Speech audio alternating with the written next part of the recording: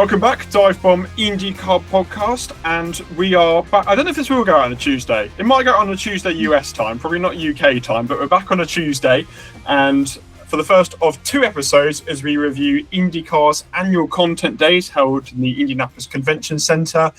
We had the opportunity to speak to 12 different drivers today. We're going to speak to 14 tomorrow who are previewing towards their 2026 season. So there's a lot to kind of condense. So we're going to give you our reflections of the 12 drivers we spoke to today, give a little bit of reflection on what they said, have a little bit of discussion of the key points across the day, and which we'll repeat tomorrow as well. So it's been an action-packed day. We started off at about 1 p.m. UK time. We finished probably about just after 9:30 UK time. So it's been a long day full of IndyCar drivers. However, as we say every said in that last 10 podcast episode, this is kind of really feels like where you start previewing the season, and the past is gone and we can finally look forward to IndyCar returning on the streets of St. Petersburg. Yeah, Media Day feels like a big landmark, and it's kind of interesting this year because the last couple of years it's been almost kind of early mid-January, and this year it's very much end of the month.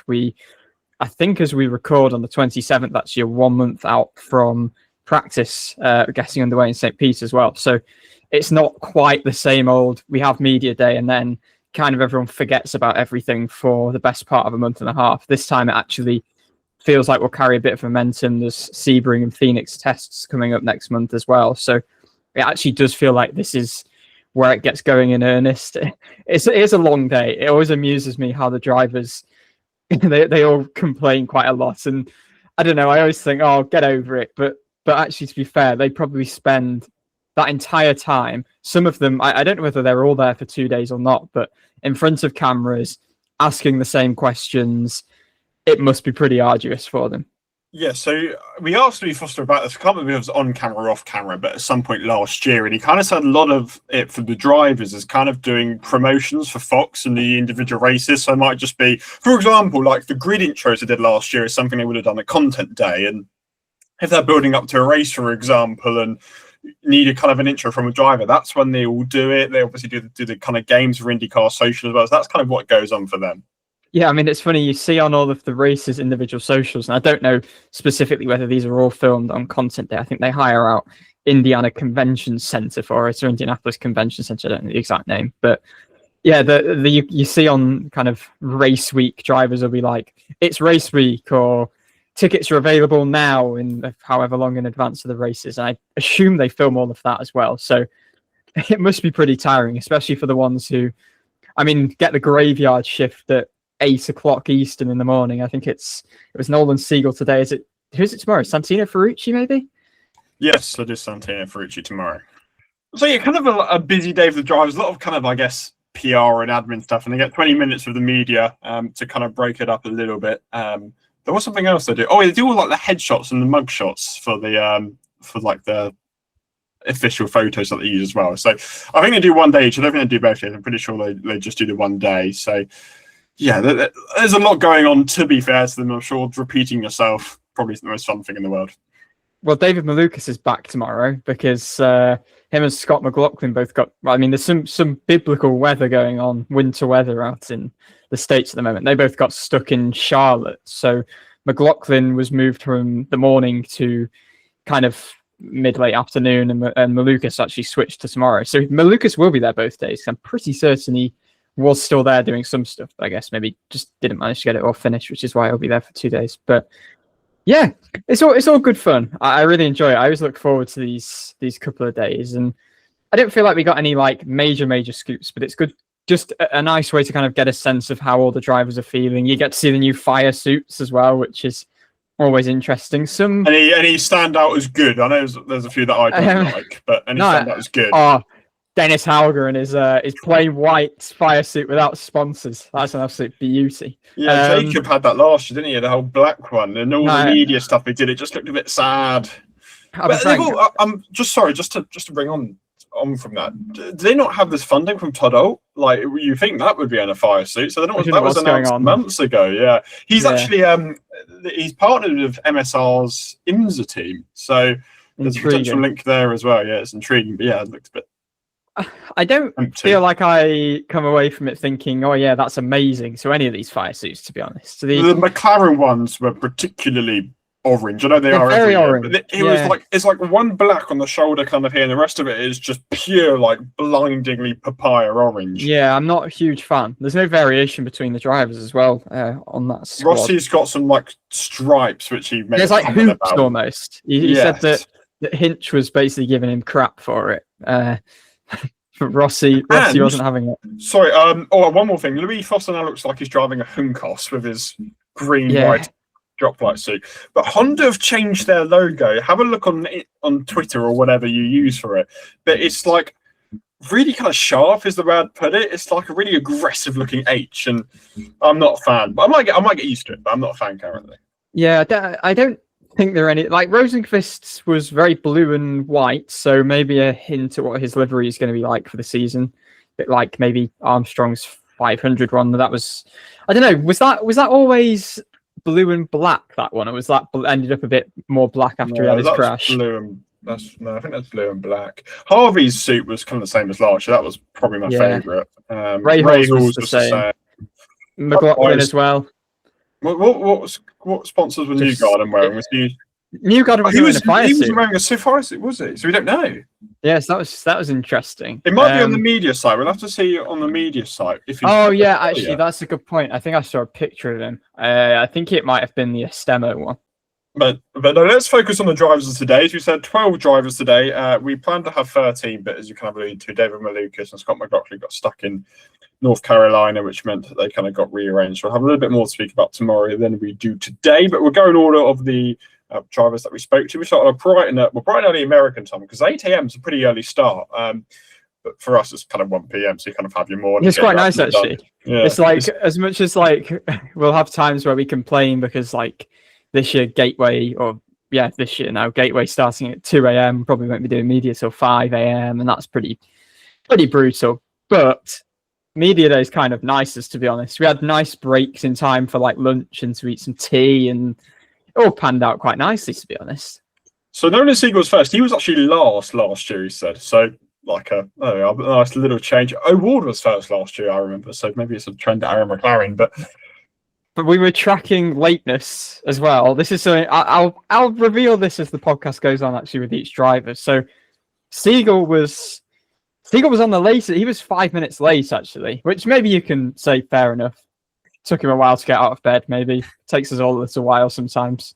I asked Siegel a little bit about the pressure going into this year, because Tony Kanaan was quoted speaking to motorsport.com the back end of December, I believe it was, saying that Siegel would have to finish top 10 in the championship this year, being a contract year, to really justify his return for 2027. Siegel admitted that he first heard about this through the media. He had not had any prior conversations about these expectations with Kanaan, which, to be fair, earlier in this press conference earlier today, he did say that, you know, I personally don't think it's a great look that on Kanaan's behalf, but Siegel said there was no issue, and he's still not actually spoken to Kanaan about it, because he just says it's basically not that big a deal, and he puts the pressure on himself. But yeah, that kind of leads into what I asked about just whether it makes him feel any added pressure heading into this year, and also how he is looking to make gains this season too, because obviously finished 22nd in points last year when his teammates were both up in the top 5. So yeah, here's what Siegel had to say. We'll reflect a bit on this after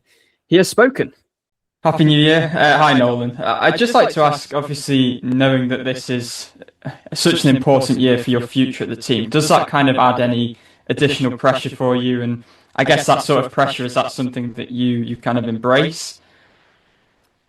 Yeah, again, I think there's always pressure when you're competing at this level, but for me, I think the pressure comes more internally. Again, I want to perform at my best. That's why I'm here. I'm here to challenge myself to compete at the highest level. And ultimately, you know, if I do perform, there'll be a future. If I don't, there won't. And that's always how it's going to be in motorsport. That's how it is for everyone in motorsport. And, you know, that's how it is even if you're established. That's just kind of the nature of being a professional athlete, I think. You know, if you perform, you have a job. If you don't, you don't. So I'm here to push myself to perform at my absolute best, and that doesn't change based on other people's expectations. And where do you believe that maybe you need to make gains this year to try and push for that top 10 in the championship in order to keep that ride for 2027 and beyond? Sorry, did you say what changes need to be made? Where do you feel you maybe need to make gains after, obviously, your first full year in the series? Yeah, I think for me, we had a lot of weekends where the pace was actually really good, and just the execution wasn't quite there in a lot of different ways. And I think for me, it's been a learning experience being a part of such a big team and being a leader in that team. And I think that I've kind of grown in that role and gotten better in that role. And that's been a challenge, but something that I've kind of embraced and really, tried to learn from, again, my more experienced teammates, from Tony. TK's really, really good at that, and a good leader and someone that people want to work hard for. So I think seeing that mindset from him has been helpful for me. And I think from an actual driving standpoint, in IndyCar, I feel like there are very critical phases of the races, and some phases where you can kind of chill and save fuel and save tires and save yourself, and then portions of the race during pit sequences and things where you really have to push, and that's where you make a difference. And for me, kind of understanding when those critical phases are, I think is important, and something that I learned in 2025. And there were a couple races where we lost some ground just from me kind of not reading the race properly from in the car. So I've reviewed all of that, and I think that I can make big gains there for 26. So that was Siegel. I guess, Dan, a question to you. How do you feel about the comments that came out from Kanaan, whether the expectations, first of all, are fair, and whether maybe the situation could have been gone about a little bit differently? I mean, ultimately, I think it is a fair expectation. He's racing at one of IndyCar's biggest teams, and he's now had a season and a half of learning, and ultimately, you're at a stage where you've got to perform. Yes, Siegel is young, but how long do you invest in somebody's potential before that potential has to come into realization? McLaren can't stick around for somebody for too long if he isn't making a development they need to. The expectation itself is a tough championship, of course it is. And Lundgaard and O'Rourke came in a lot more experienced than Siegel, but both of them hit the ground running quite significantly. Siegel kind of had a very sudden step up to the series. Now, the expectation, I feel like it's probably fair. Again, it's competitive. You've got 3 Andretti's, 3 Penske's, 3 McLarens, and 3 Ganassi's, who are all expecting to be in the top 10. That's without mentioning your Foyts, your Rahals, your Meyer Shank ratings as well, who also kind of want to be in that ballpark. But ultimately, if he wants to prove to himself that he's going to be the a driver to win races, to win championships for that team, he's going to have to be in that position. It was a disappointing year one, year one, full first year at McLaren. He's kind of really got to step up year 2 now. So the expectation, I think, is fair. The way you go about it is different, because some people might thrive under that pressure, but everybody knows what they need to do. But Siegel, as he kind of constantly reiterated, is he puts more pressure on himself, so that doesn't necessarily distract him. It's a different way of doing things about Kanaan, but I kind of like the openness there of what the expectation is of him. And McLaren are very protective of Siegel, I feel, in the first year, which is absolutely fine, because every time we had a suggestion of who's going to test for the team, our lineup is still Nolan, Christian, and Pato for 2026. But I kind of like the way Siegel did respond to it, though. Like, it's a bit of a public outing. However, he said, "Look, the pressure's on myself, and that's what drives me more than wanting to do what Kanaan says." And of course, he's going to want to win because he's a racing driver. I actually thought he put on quite a positive front today, Nolan. Like, there was a slight air of optimism around him. I think he made it very clear that it was a very challenging start to his IndyCar career. I mean, he didn't say this exactly, but obviously he came in the middle of that season. It was pretty abrupt. It was pretty sudden that he made his debut, and he doesn't have time to bed into the team or anything. So last season really was a rookie year in so many ways, and he was very quick to reiterate the fact that there's very little testing, there's not a lot of track time, and the season's relentless as well. So those lessons from what is essentially year 1, you can't really absorb them as it's ongoing. So I think he really expects to come into this year and make a step forward. And yeah, as he said, like he's putting that expectation on himself, which I think is very mature. He is very mature. He's always struck me as being kind of mature beyond his years as Siegel, and I think it's encouraging that he knows where those gains are that he can make and hopefully can execute. I think it was, I mean, he spoke quite candidly actually about the fact that last year was tough at times, especially when you get into that mid phase and it's just relentless week after week, and you can kind of get into a bit of a rut and slide down a bit of a hole in the wrong trajectory. But he seemed to enjoy the reset, enjoyed kind of doing the endurance races, racing in LMP2s, and just having that kind of going back to the roots of why he enjoys racing. And I think that's given him some pretty valuable perspective actually on just where he is now and how lucky he is to be in this position. And I think that should serve him well this year. I must say, if you want to read more about this, we will have tons of pieces going up over the next 3 weeks or so. We won't put them all out immediately after content day, but we'll kind of drip feed them out on the DIVEBOMB site. But I did put a piece up on Siegel pretty immediately, just because we had a big gap after that to get some writing done. So if you want to read a bit more, then yeah, check out the DIVEBOMB site.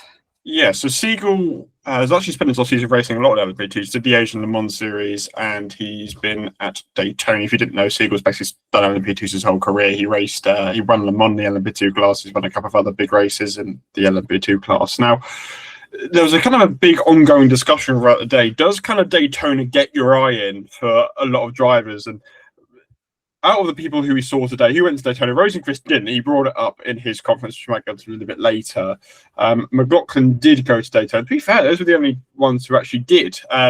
So I don't really see personally how Daytona would get your eye in for a season when you're doing one race and you might do 6 hours. But a lot of drivers speak about kind of keeping fresh for it. But like, I kind of feel like you've got preseason testing for a reason. No, I can see it. I can see it. Like, okay, there's something transferable in terms of driving the IndyCar, but it also gets you back in that race mode. Whereas drivers who haven't done that will turn to St. Pete 6 months on from last actually being in that race mode. And I think getting race sharp is, you can't do that testing. So I kind of understand it. I mean, we're not drivers, so we can't understand it. I guess that's why they all put so much emphasis on it. I think there are mixed kind of opinions as to how beneficial it is, but I can see why it would be beneficial. So Felix Rosenqvist was the case. He actually did it last year with Meyer-Shank Racing, but he didn't do it this year. He was asked why, to which he said he didn't get a chance to do it and wasn't able to find a seat good enough, and he would only do it if he had a good seat.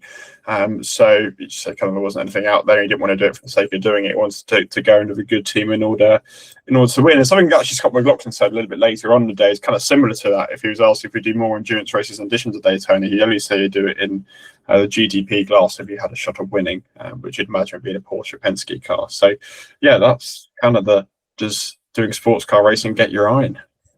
It's a nice segue to Rosenqvist, that. So he was second up after, gosh, how long a break did we have? It was like an hour and a half after those. Well, it was an hour 40 minutes. We had McLaughlin initially scheduled in before Rosenqvist, but McLaughlin was delayed, as we said. Yeah, it was a slow start today. Poor Nolan having to come in very first thing when actually there were plenty of gaps afterwards in the end. But Rosenqvist was, if we're tracking earliness/lateness, he was 2 minutes early, so fair play to Fro. But we also got a word in with him, actually. It was a productive start to the day, let's say. So I spoke to Rosenqvist a bit about the evolution that the Meyer-Shank Racing team has undergone in the past 2 years since he came on board from Aaron McLaren, and also how much he is enjoying being a bit of a leader from the driver's side, which he hadn't necessarily had when he was at Aaron McLaren or Chip Ganassi Racing, which he did push back on a bit, but I think there's a lot to be encouraged about here in terms of the environment and the trajectory of the Meyer-Shank Racing team, obviously, after Rosenqvist finished 6th in points last year. So here's what Fro had to say to us today. Cheers, Dave. Hi, Felix. When you look at where the team was when you joined 2 years ago, can you just kind of describe the journey that you've been on and the evolution that you've seen from within the team across the past 2 years? It's been a cool journey. When I jumped on board, we all looked, up, and we said we just want to get better. We want to win. We want to do a lot of things, right? And it's easier said than done. But it's been a good momentum. You have that feeling when you go to the shop that we're on a mission. It's you can all probably relate when you've been part of an organization or a team that everyone's kind of pulling the same direction, and it's hard to describe. But when you have it, it's a really cool thing, and it's been the same in other areas of the team as well, with the IMSA program and just the future outlook for the team. It's ever evolving and getting brighter, I say. So super cool to be part of it, and I really, as I said before, I think it's truly become a family to me, and we're all sort of speaking the same language in terms of what we want and what we expect out of ourselves. And I guess maybe more so than previously in your career, it's really been quite a leadership role for you almost. So how has that kind of helped you evolve as a driver? How much have you relished that as well? Yeah, I mean, yes and no. I think we always talk about, leadership. In the end of the day, there's 100 people or so working in the team, and we all need to work together. That's the most important thing. I think, when Mike called me back in 2023, the thing that he needed was the speed, right? He wanted to bring speed into the team and to be able to be up front in the field again. And we achieved that. And I think with that came, trust from the team to me. And when I say something, I feel like they trust me and they're on board. And both when it comes to, general direction and also car setup and so on. So, but yeah, again, it's a teamwork end of the day, and everyone. It's more important that everyone just works together. I think, and also the with me and Marcus, I think that's been a key as well. Rosenqvist is pretty positive, and I think one of the big indicators of where Meyer Shank stand actually is the fact that they're not kind of resting with with the success that they had last year. Obviously, it's been a pretty mega turnaround across the past 2 seasons, but Rosenqvist made a point of saying, they're not being complacent, they're not settling with what they had, and they want to win races, and there's definite hunger there. And says he keeps on, him and the team keep on really raising the bar in terms of their goals. That there's low-hanging fruit for them still to pick off, which is encouraging, given he finished 60 points. Very common term today, low-hanging fruit. Yeah. I don't know if you spotted that. I think I said it, to be fair, because it was... you said it to Rossi, I think. Yeah, somebody else said it off the cuff, other than Rosenqvist. We'll have to find out as we go along. But yes, I said it to Rossi, because that's a term that Rossi had used back in, I think we spoke, maybe August, he had a media call at some point. But I like it. It's a nice term for what they're doing in the off-seasons, picking off the low-hanging fruit. Yeah, what do you feel? What was the vibe that you kind of got from Rosenqvist? Well, one thing he said in response to your question was about Mike Shank needing speed in the team. Now, do you think Mike Shank gave him tips after his one IndyCar race we established he did in IndyCar Millionaire a couple of weeks ago? I don't know. He didn't do very well, did he? He didn't last longer in the race, so he didn't. I hope he didn't give him tips then. Good promotion for IndyCar Millionaire, if ever listened to that episode. Our good friend James Scott, always good to turn quiz shows into IndyCar style. Yeah, I will just interject, actually. I think he played it down a bit unfairly, this stuff about leadership, because, okay, they are a collective and they work as a team, but I think he's been the proper driving force, and I think it's kind of his typical kind of humility and not taking credit for that, but he's been such a driving force at the helm. It's very team. Swedish kind of. Yeah, I was going to say, but I think he was doing himself a disservice, to be honest, because I think he's been very important in that regard. Obviously, we're not privy to inside the team, but the driver's the figurehead, the driver's a leader, and that's, when he was alongside O'Ward, he was alongside Dixon, he wasn't as prolific, let's say, which I know that sounds a bit harsh, but they were kind of the lead guys in their teams. One thing that was a common theme throughout Rosenqvist was the fact that him and his wife are expecting their first child. It's due on May 14th, which is the 3rd day of Indianapolis 500 running. Rossi was asked about this because he had a baby born during May as well, and he said it's not very fun, it's a bit stressful. Then he went on to say, I think he just said good luck, did he not, or something along those lines? Yeah. The next thing he said is Rosenqvist and co are expecting a girl, aren't they? And Rossi and his partner had a boy, so he was saying they can have a get together and 20 years' time, whenever it is. So Rosenqvist-Rossi relationship is going to be interesting. Yeah, because he said Rosenqvist had just moved in down the street from him. Yeah. So engineering that. They say they lose 2 tenths every child you have, but it wasn't the case with Palou. And I think Rosenqvist actually applauded the fact how good Palou's been at a father. He was also he didn't trust with his child. Who did he say again? I can't remember off the top of my head.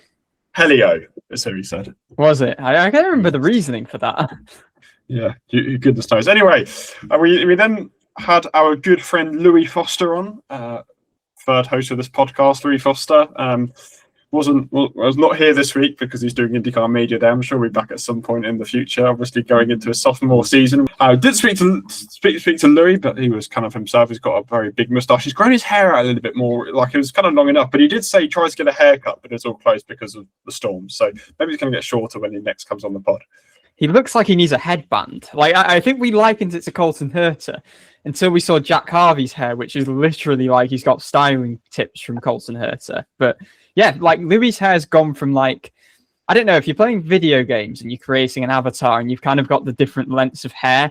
I think last season it would have still fit in medium, but now it's actually bordering on being long. I'm intrigued to see what happens when he actually has his haircut, how much shorter he goes. But he said, he was also asked about the mustache, and he insisted that he's not superstitious, and he certainly didn't get pole in Road America because the mustache was shaved off. But he said that because Dario simply had, what was it? It was a grand, wasn't it? Dario threw in a grand, but that's pocket change to him apparently. So it's probably 10k now from 10k. Yeah, fair enough. All for charity as well, wasn't it? So we will try and get Louis back on the podcast at some point soon, because actually nobody asked about his random signing of a new multi-year deal, probably because it was... Did we ever speak about that, in fairness? I don't think we did. I'm not sure. We might have done in one of our catch-up episodes. It was very, very random. It's spontaneous. It wasn't announced. Yeah, especially because he had that extra year still on his deal this season. I guess with it possibly being quite an active driver market, wanted to get locked down early, but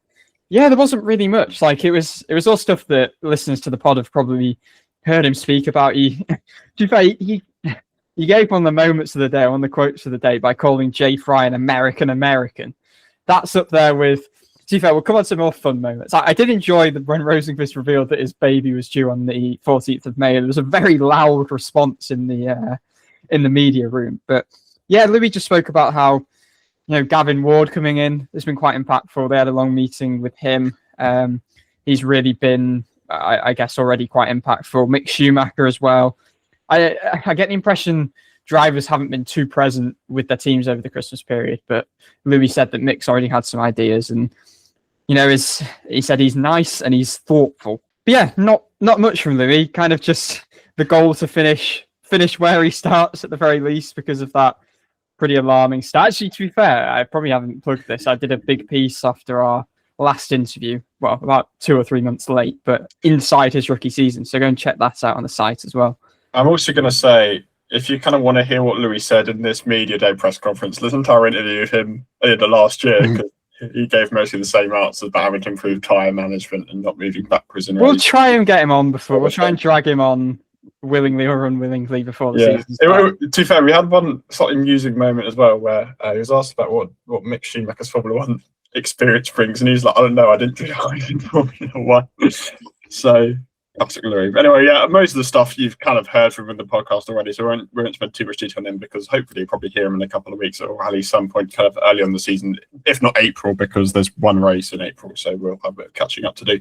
Then we moved on to fellow Brit, Jack Harvey. I had some beans on toast for my lunch today to celebrate Britishism. And one thing I haven't mentioned is, for the first time, we had music whilst we were waiting for the drivers, and it was quite a funky playlist. Who was it by again? It was by the sound guy. What was his name? What was he called? Mike the sound guy. Anyway, quite an interesting compilation. But one we had in the morning was Jessica by the Allman Brothers, which you probably know if you're British, but if you don't know, it's the theme song to Top Gear, which is a very popular TV motoring show here. So I had beans on toast as I watched Top Gear for lunch. I felt very British. You watched Top Gear for lunch? Well, I watched Top Gear whilst eating my lunch, which is a very British meal. Made it sound like you'd eaten Top Gear. Eating Top Gear. Anyway, on to Jack Harvey. maybe he's a future host of Top Gear. Well, Top Gear's ended. Well. And he's grown his hair, as we said, like Colton Hurt. It's very slick back in the back. It's very bushy. It's like I think he needs a haircut. I don't think that suits Jack that look. I think it's well. maybe the bushiness at the back can go. Maybe he had the Louis situation though. Maybe they were having a double date at the hairdressers. One of the biggest storylines of Content Day, at least today, was not who was speaking, but who wasn't there. And the fact that neither Prema driver was there in Callum Island and Robert Schwartzman. It's kind of unknown what the team status is going into 2026. They had a change of management where kind of their senior people, including Rennie Rosen, left the team. So suggestions are looking for a new buyer, but they weren't at Content Day. Suggestions are they're going to struggle to make Sebring and even possibly the season open at St. Petersburg and even the first few races of the year. So kind of worrying times of Prema and the fact they weren't there. Callum Island did put an amusing tweet out though. Yeah, so the reasons Prema weren't there, or at least Callum Ilott, it was nothing to do with the uncertainty at Prema. He was snowed in, missed his alarm clock, they couldn't decide what to wear, was still stuck under a safety car for fog after the Daytona 24 Hours, which, to be fair, he wasn't even in the race at that point because his car had crashed. And his dog ate his homework. So, valid reasons. It was nothing to do with the uncertainty at Prema, which, to be fair, I don't think anyone really knows what's going on. Ilott spoke to the likes of, I think, David Land and Bob Pockcross. I saw kind of brief interviews with from Daytona where Ilott's got a full season deal with an IMSA team to race GTD. Yeah. So I think that's quite canny, actually, to be fair, having that just in case things, really kind of hit the fan with Prema and they don't end up racing at all. But I think the vibe I got from what he spoke about at Daytona was that they probably won't be on the grid in St. Pete because it seems like they just don't have lead. Like Piers Phillips, I guess, is still in place, but like as in terms of Prema as a whole, they literally don't have like leadership. It seems after everyone's walked away. So investment is the other issue as well. So a lot of uncertainty. I don't think anyone really knows the facts at the moment. So I guess that's one to watch over the next month or so. There's not been much communication from Prema on the side of things. Again, lots of suggestions are looking for new buyers. So I kind of get the feeling we will see Ilott and Schwartzman, just maybe not in Prema colours. So again, that's just TBD. We can't really tell you anymore because we don't know about it. But that kind of links on to what we spoke to Jack Harvey about. We were first in with Jack. So here's 3 very different questions from Jack Harvey. Thanks, Dave. Hi, Jack. Hope you're doing well. You seem to sort of enjoy doing the broadcast side of things last year because it kind of kept you involved in the series, although you weren't racing full time. So as you reflect on last year and going forward, are you kind of satisfied doing a broadcasting and Indy 500 only, or is your ambition still kind of to return to the series full time? I mean, obviously, everybody knows this. If the opportunity to race full time was there, I think you would obviously take it. That's not meant in any slight. I had such a fun time with Fox, and I still am having a fun time with Fox. Absolutely amazing opportunity that I have with them, very much to be in the paddock, to stay immersed into this community that I love so much.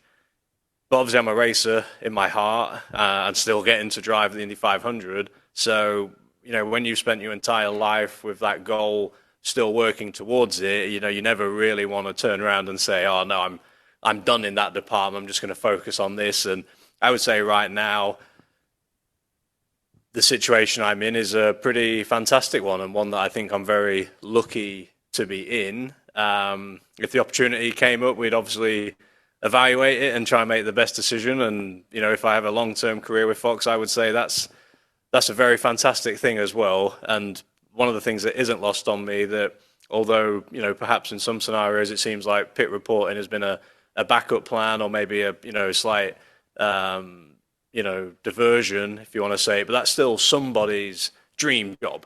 And obviously we're kind of unsure what's going to happen to Prema in the next couple of months. There's been suggestions that the team do have the resources to step in and race full time if you needed to. So is that something you'd be pushing Dennis and the rest of the team to do potentially in the next few months? Yeah, I mean, the Prema situation I think is so unique right now, and for any team, whether it was Dreyer or any new team coming in, I think you see how difficult this series is to compete in at the highest level. And really, if we're not going to go and try and compete for real results, which obviously everyone's dream is to win, to be on the podium, but I think feasibly to make it worthy of all the time and the effort. You really want to be targeting top 10s, transferring in qualifying, etc. So, I mean, that is a challenge right now in IndyCar, and you're seeing it a lot. And, you know, Prema is a team with so much racing history from Europe, but nonetheless still racing history came, and it has been, you know, they've had the moments of brilliance, and they've obviously had some tricky moments, and they are where they are now. So the conversations really that have been had with Dreyer from my side is, one, if we could do it, what might it cost? Because obviously there's a sponsorship element to this as well. And then when you get through that, is, are we going to be competitive?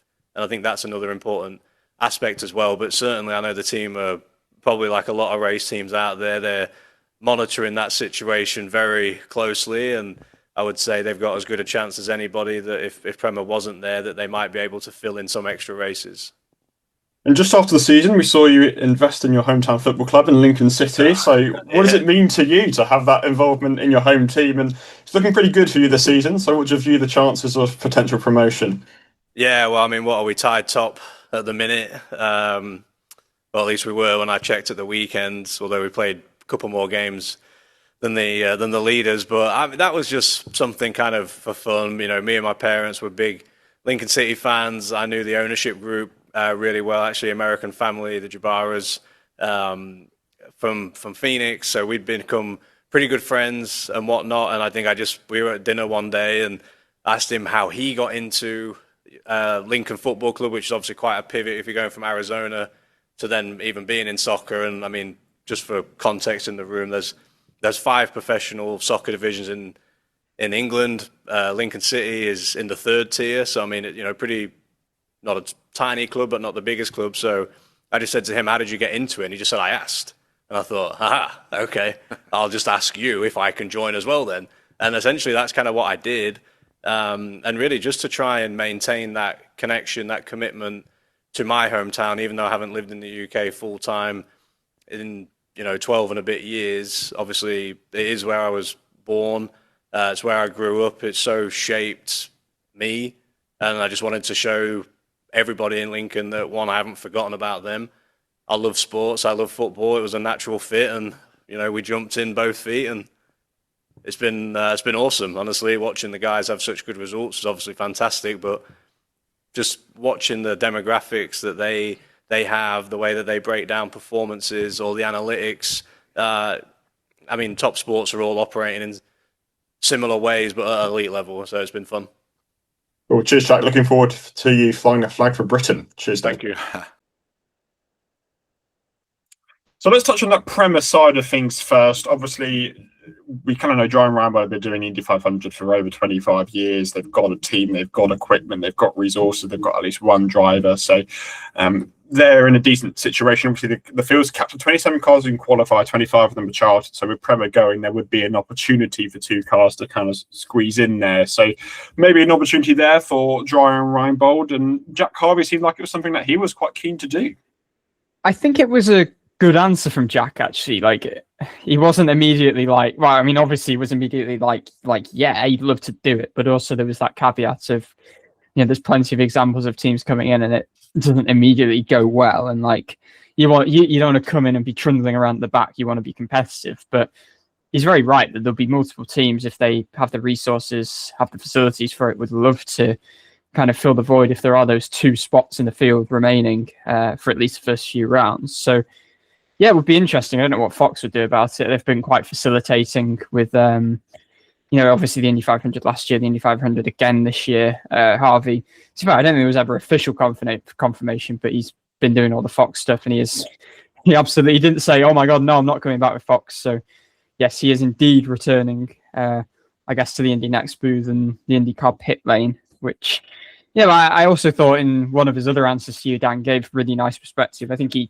told us similar when he joined us on the show kind of back end of last year, but he'd love to drive again, and if a full-time opportunity came up, he would love to do it, and that's completely understandable. But I think he's got a very nice perspective on the fact that he's still living out quite the dream by working in TV for Fox, still being related to the IndyCar paddock, and as we said last year, done a really good job as well at adapting to that role. So yeah, I enjoyed hearing from Jack, and it would be good to see him get that shot in the 500 again, where I think he believes continuity should allow them to have decent chances.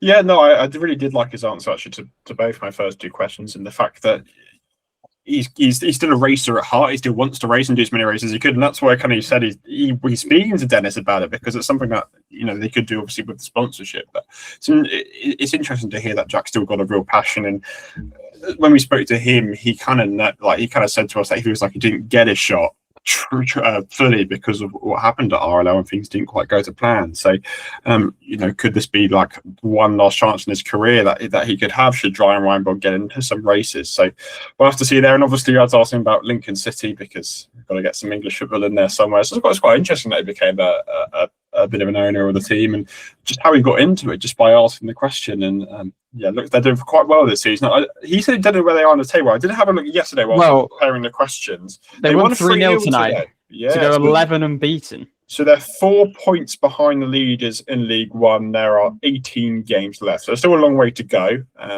But it's looking good for Lincoln. Maybe Jack Harvey's ownership influence has been game-changing for them.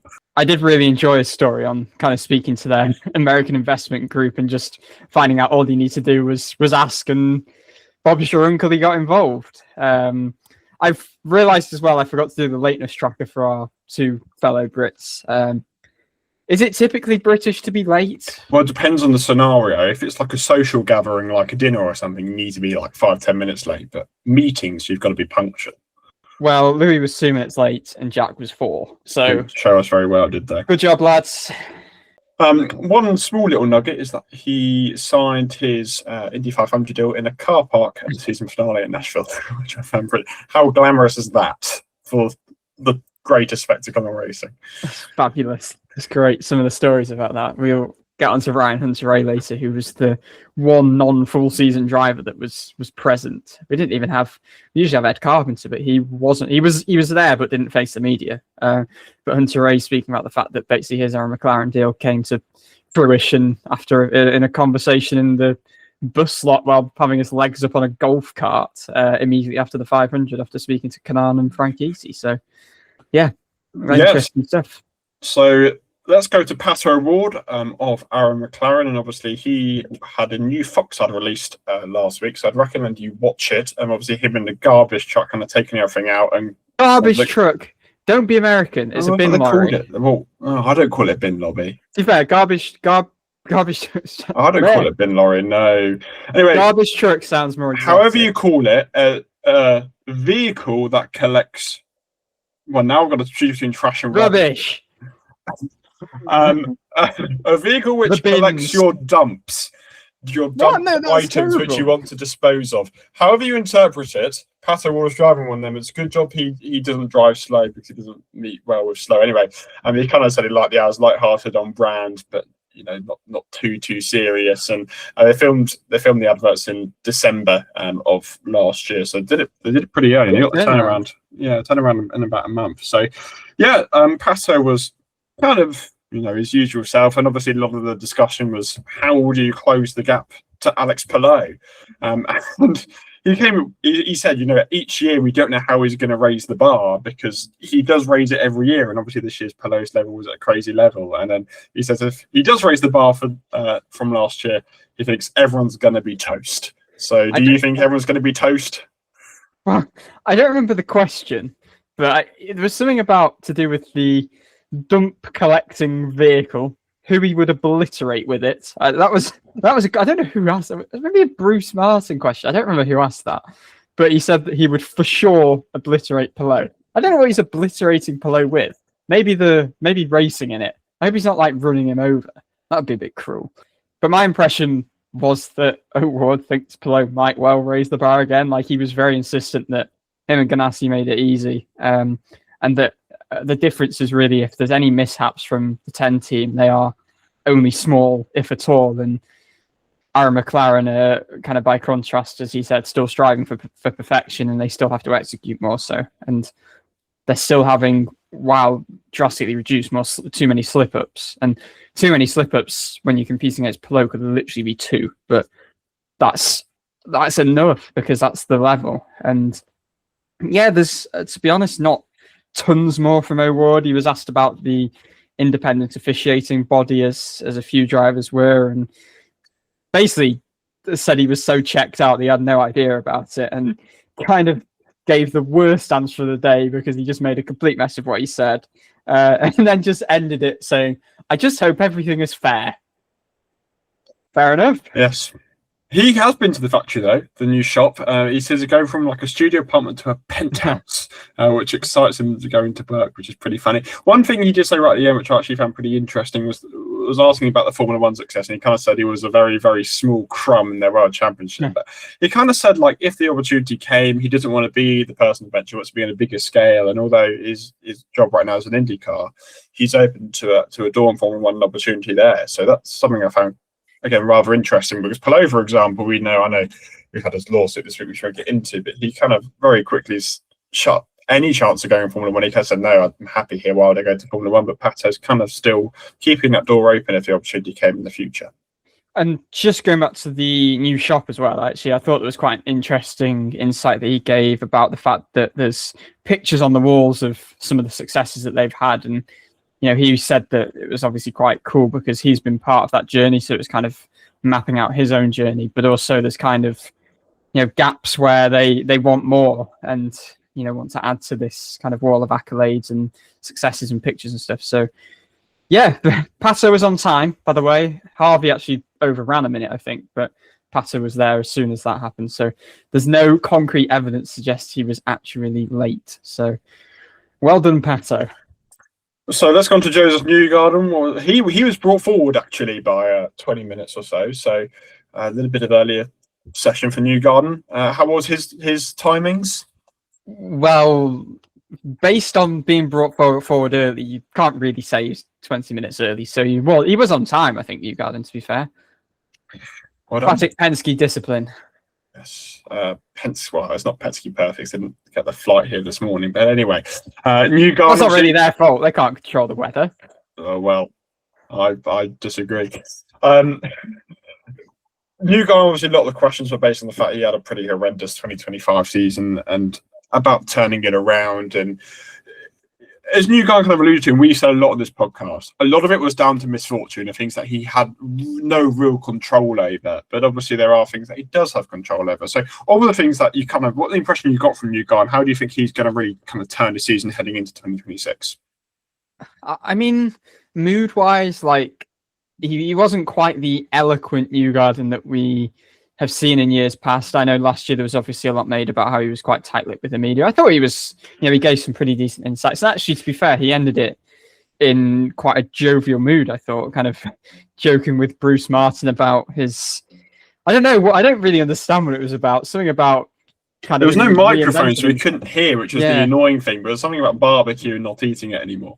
Yeah, kind of reinventing himself. But yeah, I think Newgarden obviously quite rightly comes away from last year with the impression that misfortune was the killer, and he said that he now has a pothole detector so that he can avoid them this year, which I think is fair, to be fair. Like, I think he also, he did acknowledge that there were the shortcomings, and that, maybe some of the instability behind the scenes at the team in terms of the leadership could have had an impact. Like, he said that they probably will operate a bit differently this year, naturally, with some of the changes. He also had a commercial, said that he enjoyed making that. There wasn't quite the deep dive on it that we had with Pato, but Fox have kind of pulled out two more pretty strong commercials. I think Newgarden said that, just going back to kind of his resetting for this season, this off-season was similar to other off-seasons. I know the last couple of years there's been, especially 2 years ago, there was a lot made of the fact that he was kind of resetting and recalibrating and cutting back a lot of things off track and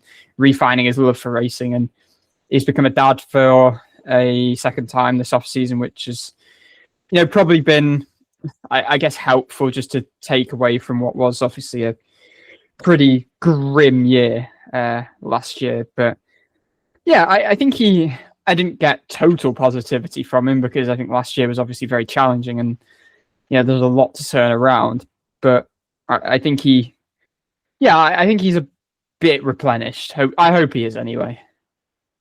One thing I found quite interesting is he said the team had quite a lot of changes kind of in the management was. McLaughlin kind of said there didn't seem like a lot of changes. It was a bit contradictory from the two of them, but Newgarden kind of said the core is still the same.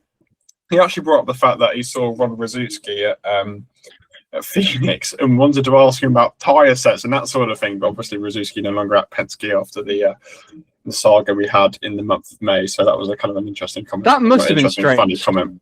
Because he did that test with power and Rzucki with power, both in Andretti colours. That was wild for Newgarden, probably. He described it as weird, I think. Yeah, that's the term he used, weird. But I'll be honest, Newgarden's quite reserved, so we don't really get loads from him in that case. He was also asked about being the old guy in the team. And you're like, the question was like, you're not old, you're only 35. It's like, no, I am the old guy. And Newgarden was determined to make clear that he is the old guy in Penske. So, but he's been at the team for what, coming up, this is his 10th season at the team, so it's been a long time. I think he has grown more reserved, and I think a lot of that did come from a lot of the media negativity that's kind of surrounded, I guess, maybe since the push to pass scandal. That's where I think I've kind of noticed him. I don't know, like Media Day last year, he was quite chippy, chippy. Is chippy a positive chirpy thing? You think you're chirpy? Chirpy, that's probably the word. He was quite upbeat, I thought. Maybe not quite so much this year. I think there'd been some sort of ice storm actually back home, quite damaging. I don't get the full story of that, but that was referred to a few times. So I think that might have played into it a little bit as well. But yeah, I just hope the best from this year, because last year was miserable, and he kind of reflected that a bit last year. So onwards and upwards. Yep, and Newgarden is in his last year, or last contracted year with Team Penske. So he was asked about Marshall Pruitt said he spoke to a team owner. He said the team owner said he was looking forward to speaking to Newgarden about opportunities. And Newgarden, unsurprisingly, just said, "I'll focus on the next task," and that's St. Petersburg. But obviously, that's something to consider throughout the year. Newgarden is out of contract at the end of the year, so he might be shopping around for a new employer in 2027. But as Marshall was asking the question, there was a smirk, which I'm not going to read anything into the smirk other than the fact that I think Newgarden, while Marshall was giving this very kind of well-sourced question, knew exactly the answer he was going to give. He was going to give the party line that they always give about focusing on the next event, because Penske drivers specifically always hammer home about the fact they don't talk about the contracts. Right, then we go on to Alexander Rossi. And Alexander Rossi seemed to be absolutely perplexed by the introduction of a microphone and how it worked. So the microphone was kind of on a flat stand, which you speak into, but Rossi, for some reason, had an absolute obsession of holding it the entire time. Like, I don't think he realized you can speak into a microphone that picks up your voice from a long way away rather than having to be right next to you like this for the entire time. Like, you can still hear me if I'm speaking back here. To be fair to it, it was quite short. It was quite a short microphone. McLaughlin also made a comment about it. And I think McLaughlin hit it with his hands at one point. It's like, this goddamn microphone. So that was quite amusing. The sagas of the mini microphone. Maybe we'll make the header of this podcast the picture that Ed Carpenter Racing posted of Rossi holding the microphone, because that was one of my I don't know, I just found it really, really quite weird. I'm not entirely sure what he was doing, but I think there's a lot of positivity at Ed Carpenter Racing, I must say. And we did speak to Alexander Rossi, who, by the way, was 1 minute late. So I think you can forgive 1 minute late. We still got most of the time with him. But yeah, this was Rossi just speaking a bit about how the team has grown and evolved over the last year. Obviously now having had their first complete off-season under their belts with the new investment. Thanks, Dave. Hi, Alex. I know you described, I think, at the end of last season, there being some low-hanging fruit to kind of attack this off-season. So what have those main points kind of been as you kind of target some progress this off-season? And I guess what has the process been across this first real full off-season with the new investment, new look kind of team? Yeah, I mean, I don't want to get into details of what those are, just because it doesn't matter. But for what I will say is you know, when Ted came in in 2024, you know, that was fairly late October, November-ish time, and it doesn't really matter what you deploy from a resource standpoint. You're not going to be able to hire everyone you want to hire. You're not going to be able to start all the projects you want to hire and do all of these things before you're on track March 1st. and some of the lead time on this stuff is a year plus. So what you started to see at the end of last year was some of these things kind of trickle down the pipeline and get applied to either the cars or the pre-event work going into race weekends. So all of that was in small pieces starting to come together. Now you add 6 months of an off season where it's so hard in the year, especially with the calendar that we have and it being so condensed. It's hard to develop when you're going from race to race to race to race, right? You're at some point you're just trying to keep your head above water and just get to the next event and do the best you can. So you take all of those lessons, you take all of the new toys, if you will, and the new tools and software and everything, and you start applying that piece by piece through an off season and start building your tool chest, if you will, going into a new year, and you're all of a sudden way further ahead than you ever were at any point in 2025. So that's the things that we're looking forward to, and it'll certainly lead to performance on track. So kind of following up on that, how do you kind of contrast the position the team was in at the start of last season to the position the team is in now as they look to start this season, whether in terms of how much it's evolved, whether in terms of expectations for the year, how things have changed? Expectations are much higher, and I kind of talked about that before in terms of, Ted has made it very clear that, he's involved in this, yes, because he loves the sport, and yes, because he views it as a good marketing arm for his products, but also because he's a competitor and he's here to win. And so I think the atmosphere within the organization is everyone is excited. Everyone believes that after a long time that we're now starting to get the pieces together to go out and compete with the best.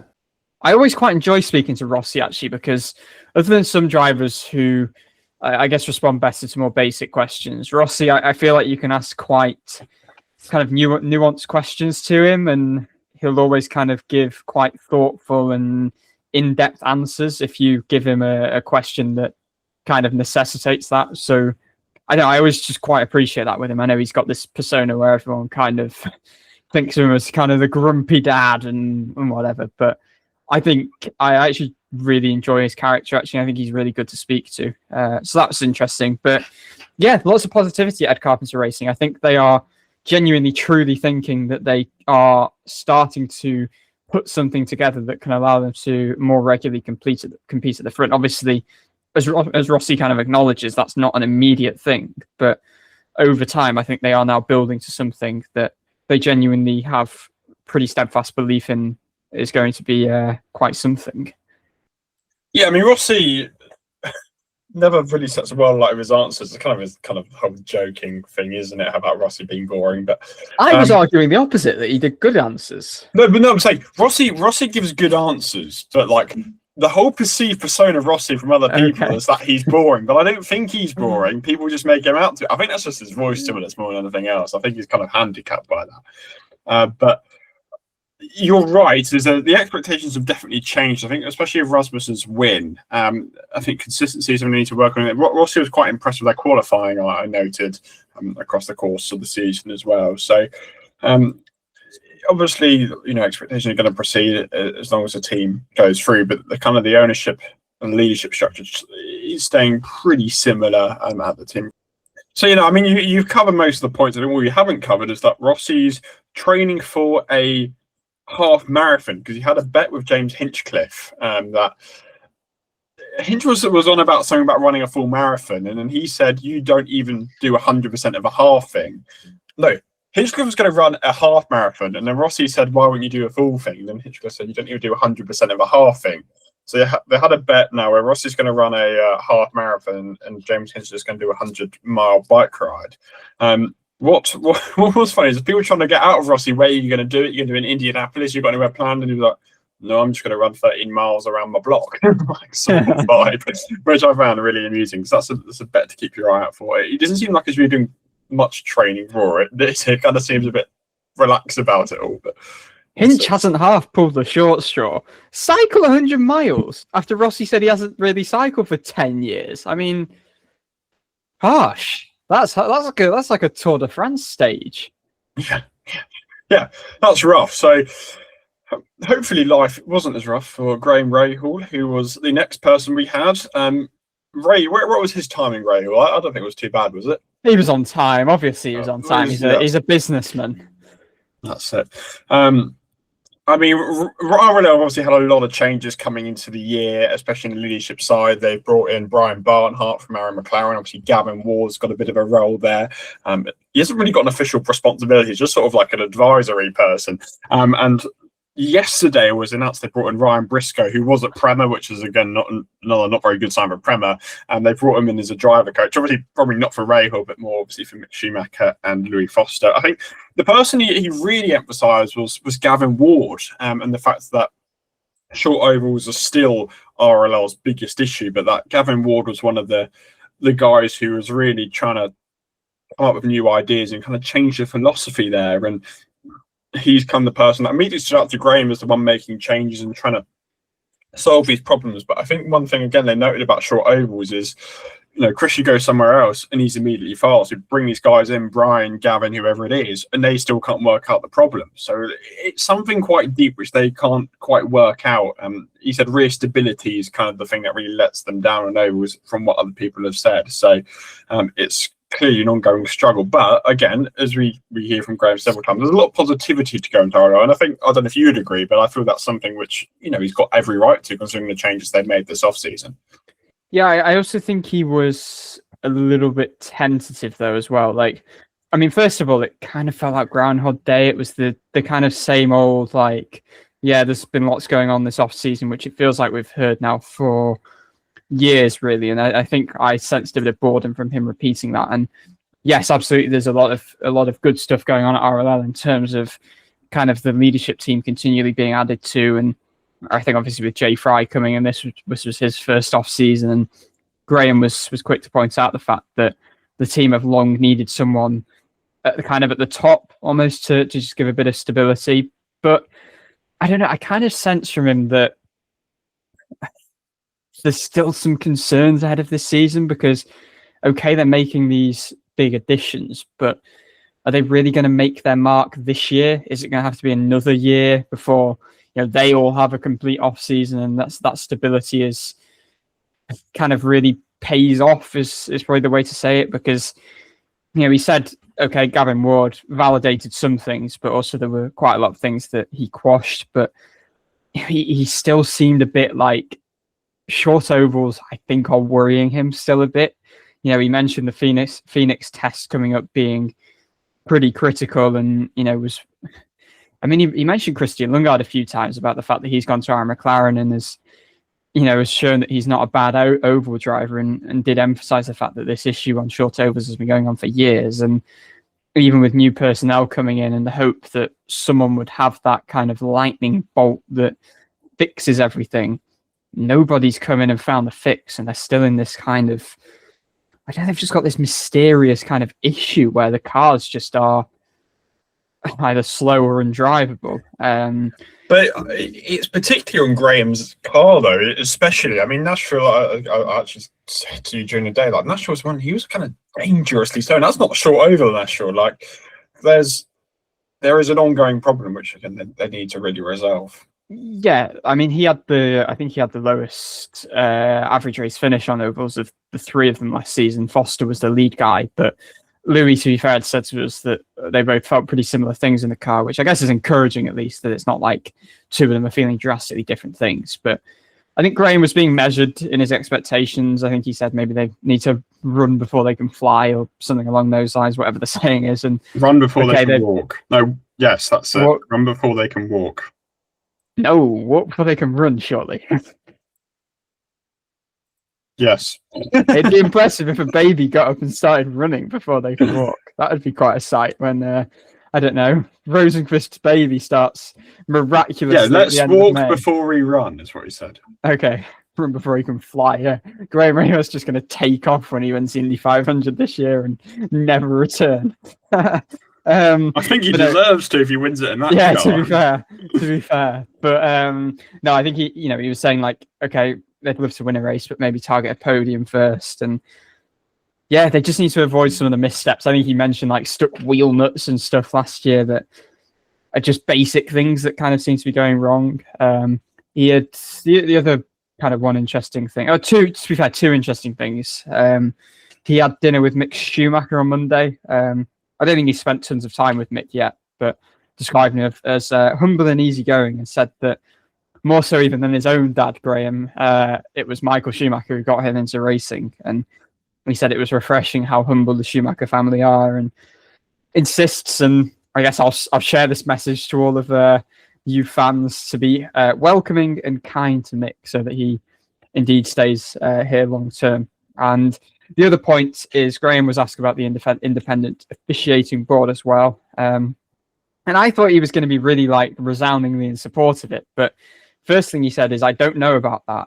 And then went on to say independence is good, but he feels that it really needs to be independent. So suggesting that maybe it isn't totally independent. But yeah, he did also say that he doesn't have any strong feelings yet, and that, we should give it a few races because it's a thankless task to be officiating. So yeah, Graham always says a lot.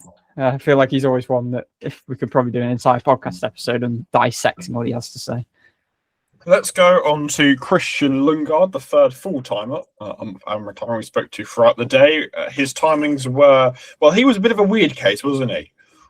Yeah, I mean, he was early. I'm not entirely sure how early it was, because he was listening to quite a bit of Graham's, I think, because Graham kept making reference to him as though he was in the room. And yeah, indeed, it was kind of like a pretty seamless thing. It's like he's like a tram waiting to come into the station as Graham leaves, Christian comes in. And yeah, fair play to Christian. He was prompt. Indefinitely early. Yes. He could have been there for hours for all we know, waiting for his opportunity. Yeah. We'll have to find out. But we did speak to Christian, only the one question, because we did speak to him 2 or 3 months ago now. We don't want to repeat that podcast episode. So listen to that if you want more, Christian, because again, like Louis, a lot of the stuff he said today was very similar to what he said to us a couple of months ago. But here we asked Christian about kind of the inconsistencies he had throughout the course of the year. Cheers, Dave. Hi, Christian. Hope you're doing well and had a good off season. So, on the whole, I know you're kind of pretty happy with the first year at McLaren, but maybe what let you down was kind of inconsistencies race by race in the season. So when you kind of debrief on the year, is there anything you can account that to, and is there anything that you can kind of change to fix that coming into this year? Yeah, I mean, ultimately the inconsistencies were, I guess, Road America was one of them. We had St. Louis, Iowa. But other than that, it was relatively consistent in sort of the same area of results. But we got to eliminate those weekends. Ultimately, that's where you see the cars that are fighting for the championship. Either they have multiple wins that kind of carries them and evens those weekends out, or they're just consistently better, and that's where we need to be.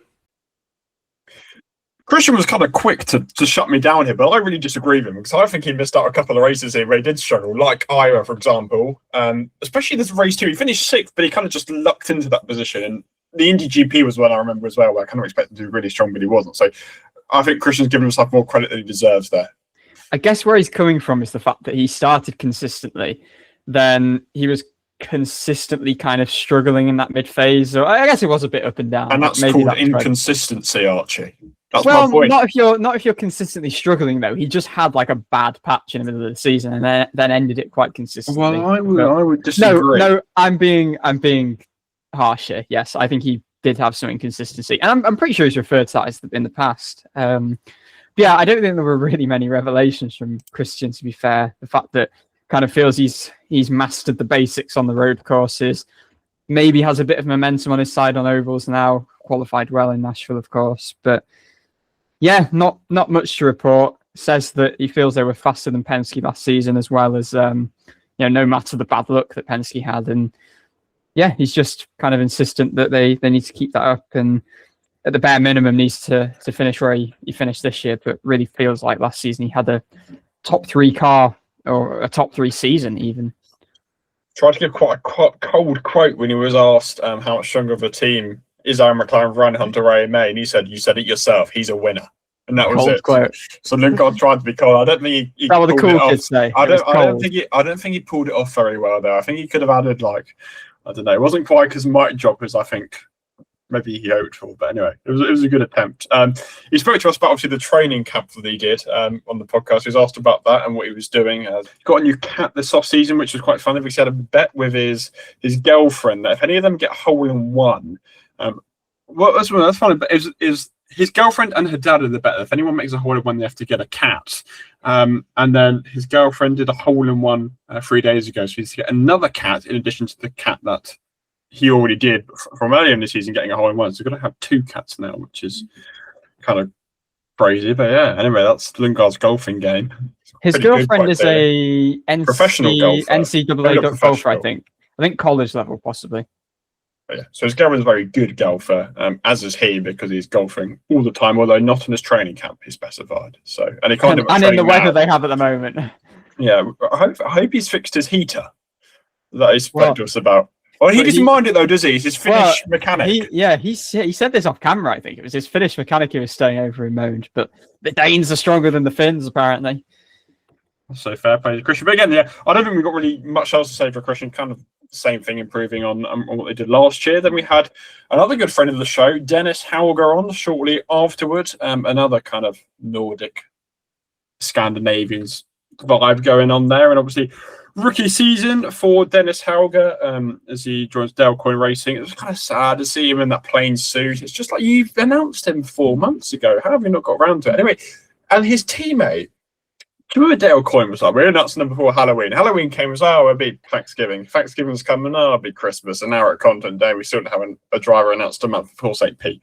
So I've got no idea what's happened there. But I kind of think that's a bad look. Like, I don't know who it's a bad look on, whether it's a bad look on the team or the landscape of the sport. Both the fact that after all these months he's got an empty race suit, and also the fact that Dale Coyne said he was going to have his driver by October. Like, we don't know all the details, but it's either a bad look that they've not managed to secure sponsors, or the fact that sponsors aren't available to secure. I don't, all the obviously don't know which sponsors have one left is the third option. Yeah, but also the fact that they said they're going to get the driver done and they haven't. Like, I don't know. Like, I don't know what's causing it. But again, you're in this position where you've got a month until the season. You don't know.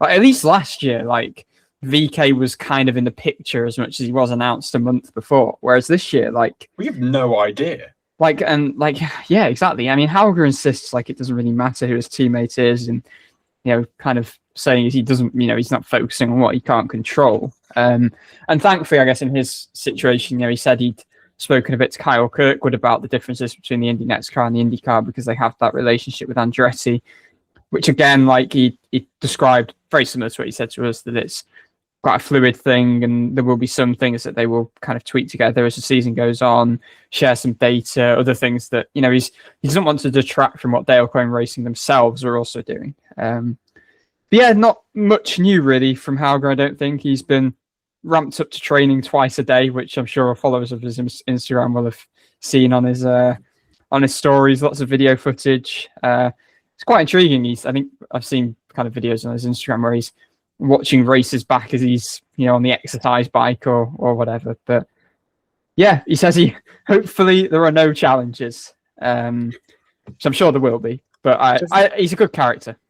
For the third time this episode, if you want to hear what Dennis said in Content Day, listen back to our interview with him at the end of last year, because again, most of the same stuff. We ask good questions on the podcast.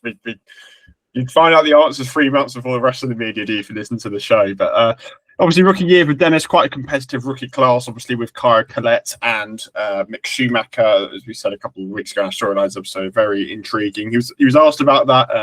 Obviously, battle with Collette in Indy Next last year, and Schumacher's got that experience. And but obviously, Schumacher's got the disadvantage of the fact that he doesn't know the ovals. And he says hopefully he can be top of the fray. So it's going to be a very interesting battle there. Obviously, went to the Indy 500 last year and was asked about kind of spectating it on the side.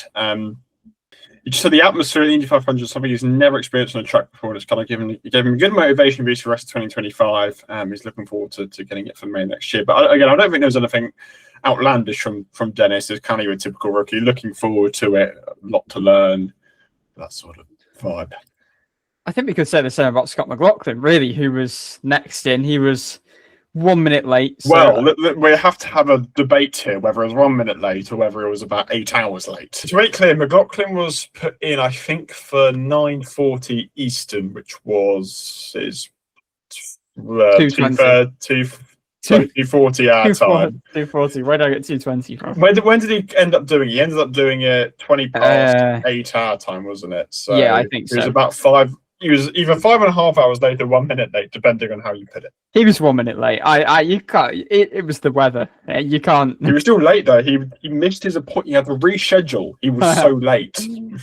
No, I'm giving him the benefit. But Lucas tomorrow will be a day late. So yeah, that's a good point. McLaughlin beats him. Hey, he's actually coming in the morning though, which plugs a gap that would have been like nigh on 2 hours. So. Yeah, after Siegel, we had a 1 hour, 40-minute gap. So there was a little bit of waiting to do. So I posted a parcel and got my lunch. So yeah, exactly.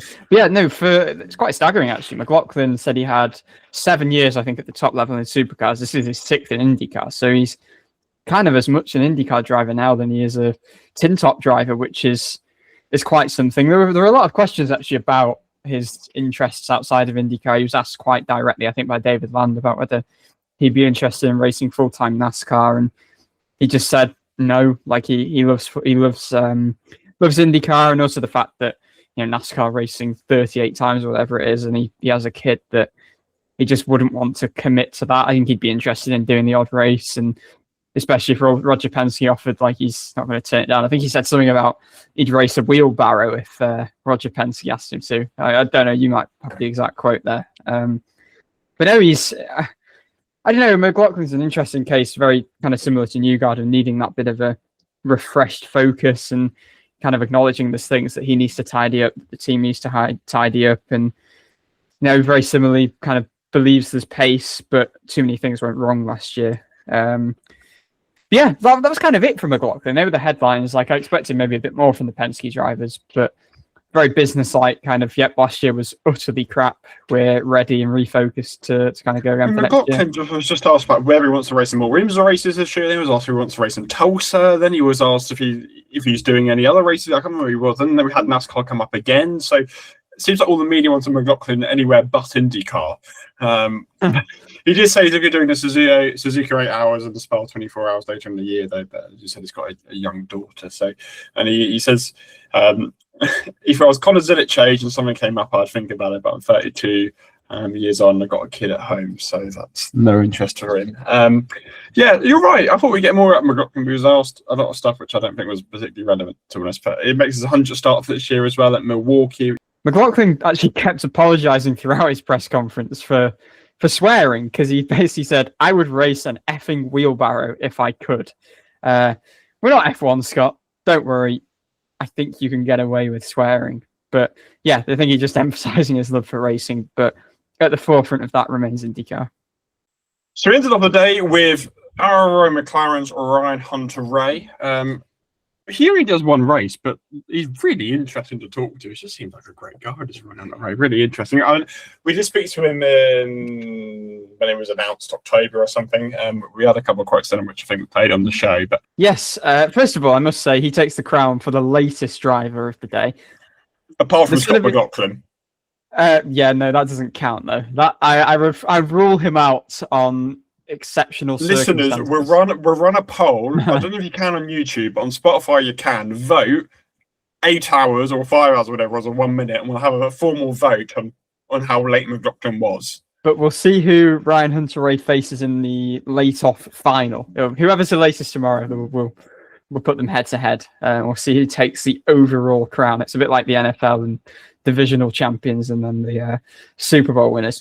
So Hunter-Reay said that he has redemption in his mind for this year, that last year burnt for quite a while. And actually, he's still not watched the race replay, which he realises he's going to need to do soon for preparation. But yeah, feels like he's got a pretty good shot this year with Aaron McLaren. Says that there's a chance to start near the front, which, he's not always qualified brilliantly, but I think there's genuine confidence here that he's got a pretty good shot at winning the race for a second time with a team who have continually come so close with Pato O'Ward and beyond, really. So yeah, could he do it?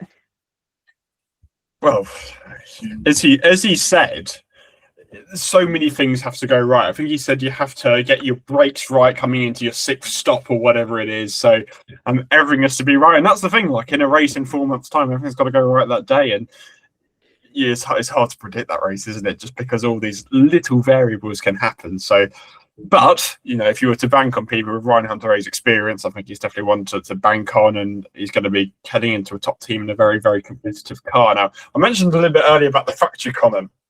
He was also about moving into the new shop at Aaron McLaren, which used to be the old Andretti shop. So he was asked, has he been in the new building? He said, well, I spent 13 years there with Andretti. So yes, Ryan Hunter-Reay has been in the new building. It's basically his second home, is what he was saying. But I think you mentioned a bit earlier, this kind of all stemmed from a conversation with Tony Kanaan in a golf cart in the IMS car park, just chatting about half an hour, as he said to you, about the race and where they go from there. And that's kind of how the prompts and discussions happen, that he'd be sitting in the seat for 2026. And obviously he's the 31 car, which gives a nod to his very, very early days in IndyCar when he was in Champ Car. So he said he'd raced for 10 teams, and I was like, has he? Yeah, because he raced for 3 different teams in 3 years in Champ Car, and he's done half a season of ECR since, and he's done 2 or 3 races with Dreyer, so it all kind of adds up. I think one thing he did also allude to, which I found quite significant, is about qualifying, because he's always like, he's had such a terrible car for qualifying, apart from that 1 year and with Dreyer and got into the fast 12, and he just said that Indy's won that way, right? So qualifying is something he's probably placing a bit of an emphasis on as well. So yeah, I mean, we got a lot from Ryan, in fairness. He's a very good talker, is Ryan Hunter-Reay, given his experience. I'd expect him to be. That's that for day one, really. Like 12 drivers into press. We've got 14 more tomorrow. Favorite moment from today? Favorite moment? We didn't got, I mean, during the last year, we had Joseph Newgarden and the fact that you were being paid in the press conferences. That was really funny. That was one of my favorite interactions. The year before, I had Canapino and my inability to speak Spanish. We're still waiting on one of those moments. So day 2. You never learned Spanish there. I never. Well, yeah, Canapino didn't last until. No, Canapino didn't last next content day. So what was I preparing it for? So I liked Rossi discovering what a microphone was. Yeah, that was amusing, wasn't it? I think my favourite moment though was the room's reaction when Rosenqvist said May 14th for his kid being born. Newgarden's whole barbecue figure. I didn't quite understand it, but I just thought it was amusing. You probably won't find the clip listeners, unfortunately. But it was. I will find the clip of Rosenqvist and the reaction to his kid being born on the Thursday of Indy 500 practice week and play that in here. Carol. Due date. Due date, sorry. 14th of May. Oh, boy. Okay. Fast Thursday. Fast Thursday. You may or may not be there for that day. I may or may not be there.